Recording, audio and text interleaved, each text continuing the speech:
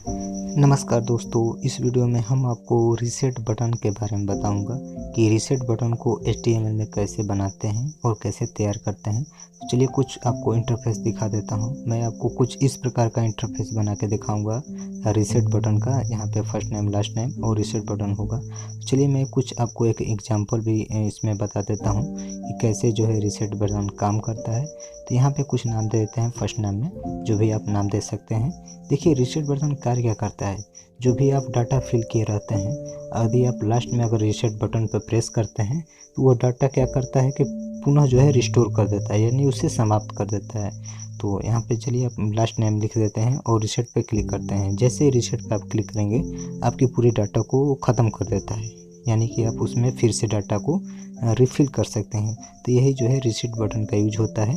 तो चलिए इसको बतलाते हैं कि आपको HTML में कैसे लिखते हैं, उसको भी मैं आपको बतला के दिखाऊंगा।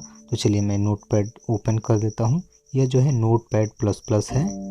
यहाँ पे आप कुछ भी जो है टेक्स्ट एडिटर यूज कर सकते हैं। ज़रूरी नहीं है कि नोटपैड प्लस प्लस ही यूज करें, आप नोटपैड भी यूज कर सकते हैं या सबलाइन टेक्स्ट, कोई भी टेक्स्ट एडिटर आप यूज कर सकते हैं। तो चलिए मैं कुछ बेसिक HTML आपको लिख के दिखाता हूँ। यहाँ पे आपको बेसिक HTML में HTML और बॉडी टैग को लिखना ही होता है। चलिए हम HTML और बॉडी टैग को लिख लेते हैं।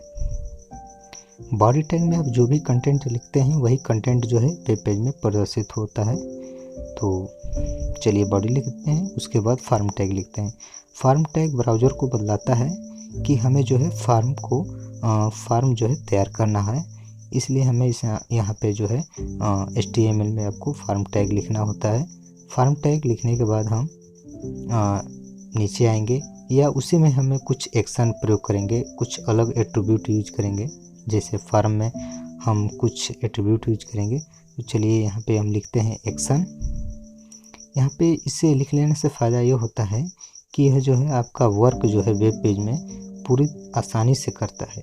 यदि आप इसका एट्रीब्यूट का यूज नहीं करते हैं तो जो है आपका वर्क करेगा या नहीं करेगा उसका कोई चांस नहीं है। इसलिए आपको इस एट्रीब्यूट को लिखना अनिवार्य होता है जब आप रीसेट बटन का यूज कर रहे हो या आप सबमिट बटन का। इस दो बटन के साथ आपको जो है ये फार्म एक्शन का प्रयोग करना बहुत ज़रूरी होता है। यदि फार्म एक्शन का प्रयोग करेंगे इस एट्रीब्यूट का, तभी जो है आपका रीसेट बटन या सबमिट बटन अच्छी तरह से वेब पेज में काम करेगा। तो चलिए इसको लिखने के बाद हम इंटर प्रेस करके नीचे आते हैं और हम पैराग्राफ को लिखेंगे। इस पैराग्राफ को लिखने के लिए आपको P जो है टैग यूज करना होता है। जो P होता है वो पैराग्राफ को दर्शाता है। चलिए हम यहाँ पे P टैग लेते हैं। यहाँ पे P टैग में कुछ भी आप नाम दे सकते हैं पैराग्राफ का। हम आपको यहाँ समझाने के लिए लिख देते हैं कि यूज ऑफ रीसेट बटन, ठीक है। जो हम यहाँ पे पैराग्राफ का नाम दे रहे हैं वही पैराग्राफ हमारा उस वेब पेज में प्रदर्शित होगा। जो आप राइट साइड में देख रहे हैं इंटरफेस, मैं सेम उसी इंटरफेस को आपको बना के दिखाऊंगा।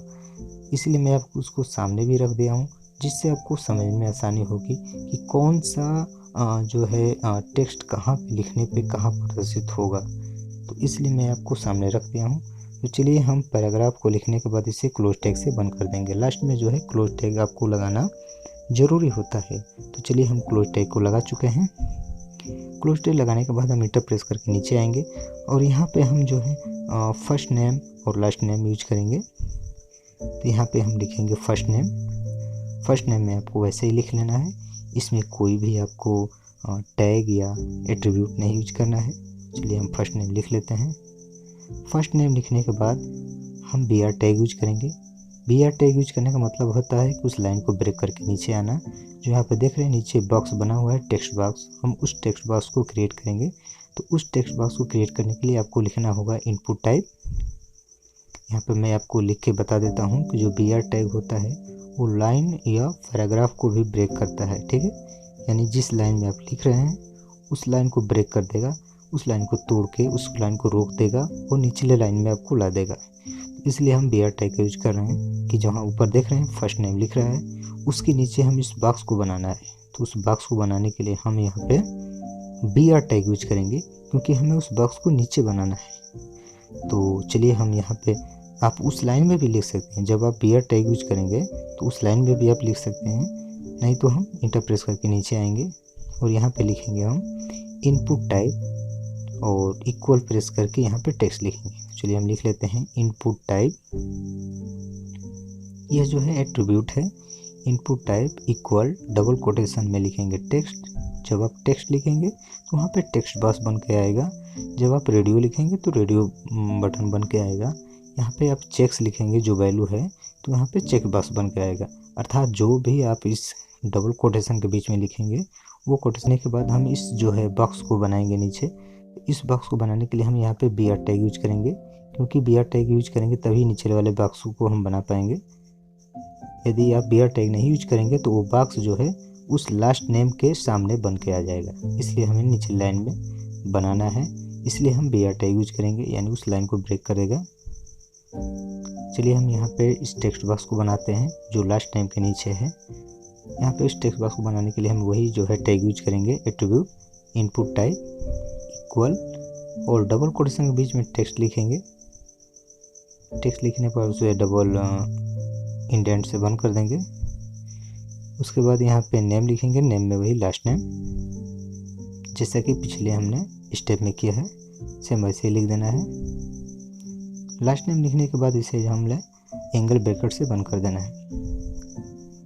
एंगल ब्रैकेट से बंद करने के बाद आप देख रहे हैं यहाँ पे जो टेक्स्ट बॉक्स है यह जो है बनकर तैयार हो चुका है। इस टेक्स्ट बॉक्स के लिए इतना जो है एट्रीब्यूट या कोड लिखा गया है उस टेक्स्ट बॉक्स के लिए। अब हमारा अगला स्टेप है रिजेक्ट बटन को, जो रिसेट बटन है इसको बनाने के लिए हम यूज करेंगे। तो रिसेट बटन को बनाने के लिए हम वही यूज करेंगे इनपुट टाइप लिखेंगे यहाँ पे। इस स्टेप में हम रिसेट बटन को शामिल करेंगे। तो रिसेट बटन को शामिल करने के लिए हम यहाँ पे लिखेंगे input type equal double quotation में लिखेंगे reset input type equal sign double quotation, उसके बाद रिसेट लिखेंगे। आप यहाँ कैपिटल स्मॉल जो भी लिख सकते हैं, कोई दिक्कत नहीं। लिखने के बाद उसे हम एंगल ब्रैकेट से बंद कर देंगे। अर्थात हमारा यह जो है रिसेट बटन यहाँ पे प्रदर्शित हो जाएगा जब आप इस टैग का यूज करेंगे। तो चलिए हमारा सभी जो है टैग लिख के तैयार हो चुका है। अब जो है हम क्या करेंगे कि हम इसे जो है अब क्लोज टैग से बंद करेंगे। जैसे जो HTML बॉडी फॉर्म टैग है इसे क्लोज टैग से बंद करेंगे। सॉरी, अभी मुझे सेव नहीं करना है क्योंकि मुझे अभी क्लोज टैग को बंद करना है।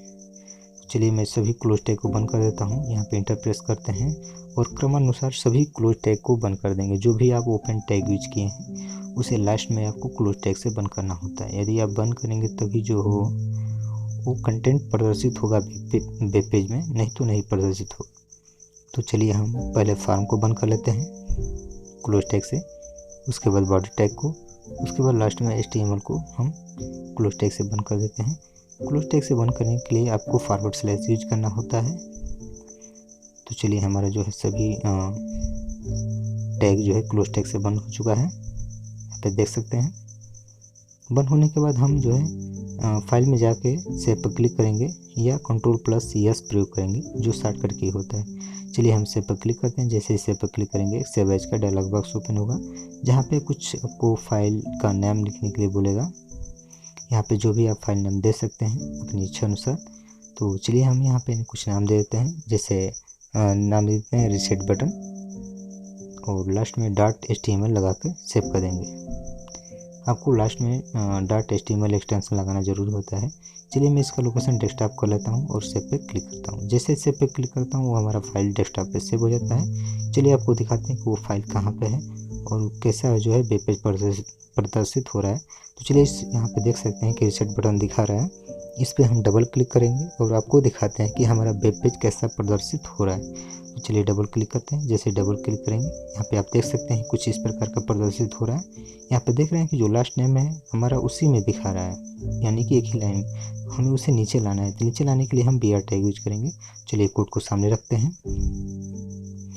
यहाँ पे आप देख सकते हैं कि जो फर्स्ट नेम है उसके नीचे जो टेक्स्ट बॉक्स का टैग यूज किया गया है, हमें उसी में BR टैग को लगाना होगा। जब उसी टैग में लगाएंगे तभी जो है उस टेक्स्ट बॉक्स के नीचे लाइन ब्रेक करेगा और लास्ट नेम को नीचे लाएगा अगले लाइन में। तो चलिए हम उस टेक्स्ट बॉक्स के आगे टेक्स्ट बॉक्स टैग के आगे जो है BR टैग को लिखते हैं। जैसे BR टैग को वहाँ पे लिखेंगे हमारा लास्ट नेम उस टेक्स्ट बॉक्स के नीचे आ जाएगा। चलिए सेव पे क्लिक करते हैं। जैसे इसे पे क्लिक करेंगे यहाँ पे हमें रिफ्रेश करना होगा। जैसे रिफ्रेश करेंगे आप देख सकते हैं उस टेक्स्ट बॉक्स के नीचे जो है लास्ट नेम आ गया। अर्थात जो BR टैग है उस लाइन को क्या करता है, उस पैराग्राफ को ब्रेक कर देता है। यहाँ पे देख सकते हैं कि इस टेक्स्ट बॉक्स टैग के आगे मैंने BR टैग लगाया। जैसे BR टैग यहाँ पे लगाया उसके आगे आप उस लाइन को ब्रेक कर दिया और मेरा लास्ट नेम नीचे आ गया। तो इस प्रकार से आप जो है BR टैग यूज करेंगे। चलिए हम रीसेट बटन को भी लाइन से ब्रेक करते हैं। तो ब्रेक करने के लिए यहाँ पे BR टैग प्रयोग करेंगे। यहाँ पे देख रहे हैं इस टेक्स्ट बॉक्स के जो टैग है इसके आगे मुझे BR टैग लिखना होगा और लिखने के बाद हम क्या करेंगे, सेव पर क्लिक करेंगे फाइल में जाके। जैसे ही सेव पर क्लिक करेंगे हमारा रीसेट बटन जो होगा वो नीचे आ जाएगा। यहाँ पे देख सकते हैं कि रीसेट बटन नीचे आ चुका है। अगर आप चाहते हैं कि रीसेट बटन और नीचे आए तो जितना आप अधिक BR टैग यूज करेंगे वो जो है और नीचे आ जाएगा। तो इस प्रकार से जो है आप यूज कर सकते हैं। चलिए मैं चाहता हूँ कि रीसेट बटन थोड़ा सा और नीचे आ जाए, तो यहीं पे आप जो है BR टैग यूज कर सकते हैं। यहाँ पे जितना मन चाहे उतना यूज कर सकते हैं BR टैग। जितना आप यूज करेंगे उतने लाइन को ब्रेक करेगी। चलिए मैं डबल BR टैग यूज करता हूँ और आपको दिखाता हूँ कि कैसा दिख रहा है। चलिए मैं यहाँ डबल BR टैग यूज कर लिया और यहाँ फाइल में जाता हूँ और सेव पर क्लिक करता हूँ। जैसे सेव पर क्लिक करेंगे वो सेव हो जाता है और यहाँ से रिफ्रेश करेंगे। जैसे रिफ्रेश करेंगे आप देख सकते हैं कि रीसेट बटन जो है और नीचे आ गया। तो इस तरह से जो है आप लाइन ब्रेक का यूज कर सकते हैं BR टैग। चलिए मैं आपको दिखा देता हूँ कि यह काम कर रहा है कि नहीं रीसेट बटन। तो यहाँ पे कुछ नाम दे देता हूँ, जैसे मोहन कुमार फर्स्ट नेम में, कुछ भी आप नाम दे सकते हैं। यहाँ पे लास्ट नेम में जो भी आप नाम देना चाहे टाइटल का दे सकते हैं, जैसे वर्मा। जैसे ही आप रीसेट बटन पर क्लिक करेंगे आपकी पूरी डाटा जो है उसको ख़त्म कर देता है, उसको रिस्टोर कर देता है। चलिए रीसेट बटन पर क्लिक करते हैं। जैसे ही रीसेट बटन पर क्लिक करेंगे पूरा डाटा को ख़त्म कर देता है। तो इस तरह से जो है रीसेट बटन का यूज किया जाता है। यदि कोई भी स्टेप आपको समझ में नहीं आया हो तो हमें ज़रूर कमेंट कीजिए, हम आपको बताने का पूरा प्रयास करेंगे। तो इस वीडियो में बस इतना ही। यहाँ से आप देख सकते हैं कि रीसेट बटन का किस तरह यूज किया गया है, किस तरह जो है HTML में बनाया गया है। तो यहाँ पे आप देख सकते हैं टैग भी आपके सामने है, जहाँ से आपको आसानी से समझ में आ जाएगा। तो यहाँ पे आप इस वीडियो में बस इतना ही। यदि वीडियो अच्छी लगे तो लाइक ज़रूर करें। धन्यवाद।